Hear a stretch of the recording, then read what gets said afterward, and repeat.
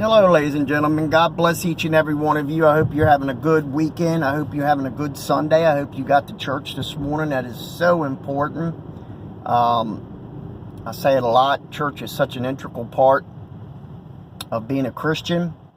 It seems like over the last decade or so, church has become not as important to people that believe and accept Christ. They think, because, you look at the attendance in churches, they're down all across the United States.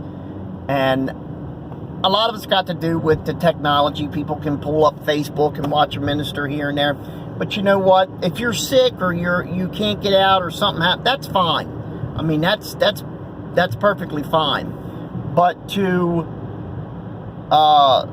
not go to church where you can be with other Christians and worship and the praise and worship of Jesus and to give reverence, which is what I want to talk about today, being thankful. I don't think we are thankful enough like we used to be. I'm talking about as a nation, as a whole. If you look around the world at other nations and you look at what America has, and we still have freedom of religion, still. May not be long, but we still have it as of the making of this video. We don't have the freedom of speech that we used to have, because everything is being deemed racist, that if you don't believe the way they believe, you're a racist, or, your hate speech, or you guys know the spiel. I'm not going to go through it all. But we still have a lot of freedoms in this country that other nations don't. There's nations on this earth that will punish you if you are caught with the Bible. There are nations on this earth that will literally execute you if you have a Christian service, if you're caught running a church. And what I mean by that is a Christian church. And of course I'm talking about your Middle Eastern countries like Iran. North Korea is not Middle East, but they're very adamant against Christianity and Christians and the Bible. China, they have 1 million Christians right now, the Uyghur Christians right now in concentration camps. Call it what you want, but that's what it is. They're behind barbed wire with guards with machine guns, keeping them behind that, forcing them to work. You call it what you want. To me, it's a concentration camp. And I'm sure they're tortured, and I'm sure some are even murdered because they've accepted and they believe in Jesus Christ. Think about that. Could you do that? Could you be lined up against a wall and told, with your family, and told, you denounce Christ or we're going to shoot your children one by one, then your wife, and finally you? Do you think you could withstand that and stand with Christ?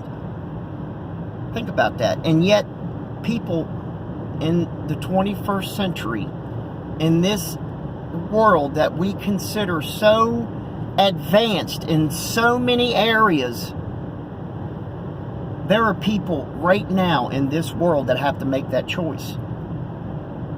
I know those Christians that are in those camps in China, if they deny Christ, they'll be let out. If they deny Jesus Christ and are sincere, they'll be let out of that camp. Imagine that. Could you go through that? Could you go through torture? Could you lose your freedom?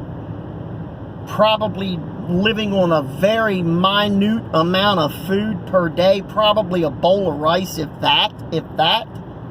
Working from sunup till sundown. Could you stay there day after day, week after week, month after month, year after year, knowing you could deny Jesus Christ and walk out those front gates?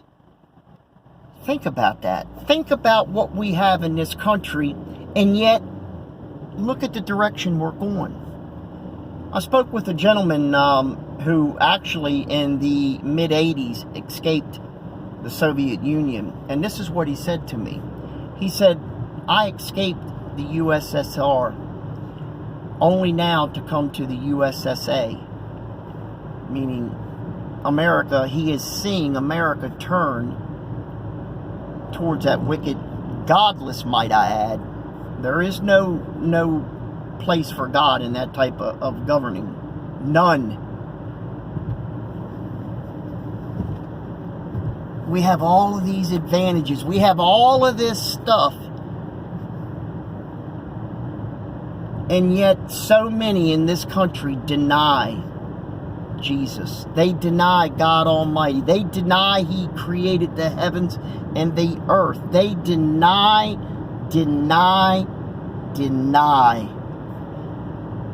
And in all reality, I feel sorry. I truly do. Because I know the truth. And I know you know the truth. But yet, so many are not thankful. So many, I believe, would sell out Christ if they thought any part of their life would be pushed down upon, taken away from them. I do believe that. And that is a very sad reality of this world and this nation that we live in today.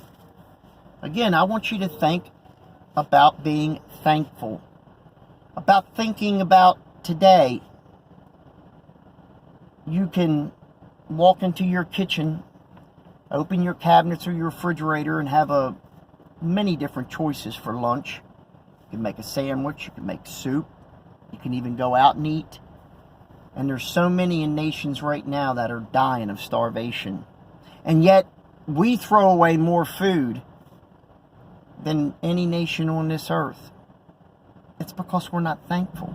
We're not thankful for what God's given this country. God's given this country so much.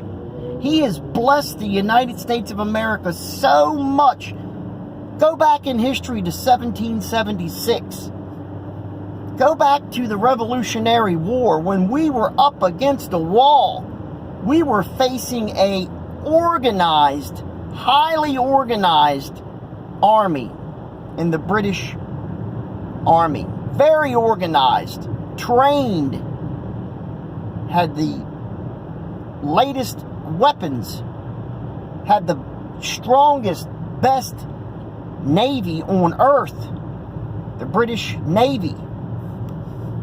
And for decades and decades and decades, they still had the strongest Navy. But think about that for a minute. Think about what George Washington went up against when he banded together what little soldiers he had, real soldiers. And he took on the farmers. And he took on the carpenters. And the blacksmiths. And the bakers. And just about every person from every walk of life grabbed a gun and went up against the most well-trained army at that time on this planet. If you don't think God wasn't with George Washington and his patriots, if you don't think that he was not with them, then I don't know what to tell you. Because if you looked at it on paper, the British should have wiped them off the map. They should have cleaned their clocks. But we know it didn't happen. We know George Washington prevailed. We know they prevailed because they had a strong belief in God. I'm going to end this, but I'm going to end this with something I want every one of you to look up today. If you have a moment. I think you'd be very surprised. George Washington was at the very end of his rope. It was cold. There was probably near a foot of snow on the ground. His men were starving. They were hungry. They were low on ammunition. The British were closing in on them. And Washington knew it. He knew it. And George Washington cried out to God. At that very moment, he cried out to God and asked God to help them. Asked God to deliver them from the jaws of defeat, from that mighty British army. Not a lot of Americans know that. Not a lot of Americans probably even know that George Washington prayed out to God in that most desperate time, that most desperate of desperate situations where his men were freezing to death, his men were starving to death, they had very little ammo, and yet they pulled out the victory. George Washington crossed that Delaware River and in the end was victorious. And he was victorious because God Almighty came and helped. He called out to God and God answered his prayer. You can go read what George Washington said that day. It's right here. You can find it. Because, believe it or not, I'm a pretty good historian. I always loved history in school, and I never knew that. I mean, I knew they were up against it. I knew they were, outnumbered and all that. I mean, I knew that, but I never knew he cried out to God. I never knew George Washington had that strong of faith in the Lord, and I found out he did. So, go check into it. I think you'll be pleasantly surprised. That is, if it hasn't been removed, because everything, like I said, with our history is being removed left and right because it's racist. All our founding fathers are racist. So, I'm not for real. I'm just saying that's what people are, that's why they're removing our history. But go look it up if you can find it. I pray you can, because it was moving when I read it. Very moving. And with all this hatred we're seeing today and all of this removing of our history, I'll quote an old passage that if you forget your history, you're doomed to repeat it. And that's exactly what's going on in America. They are wiping out our history every day. School kids in a few years probably won't even be able to tell you who George Washington was. They probably won't even know who he was. They probably won't even know the man sitting in the Capitol, Abraham Lincoln, at the Lincoln Memorial.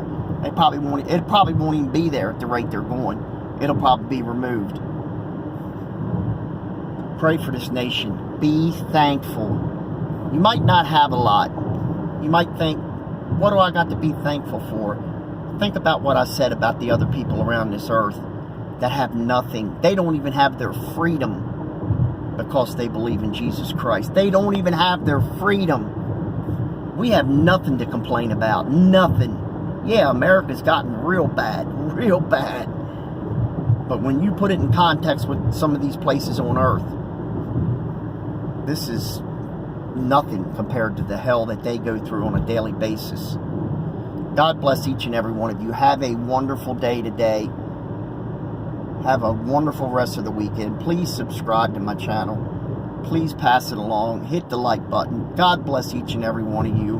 I will see you sometime during the week. Take care, and bye-bye.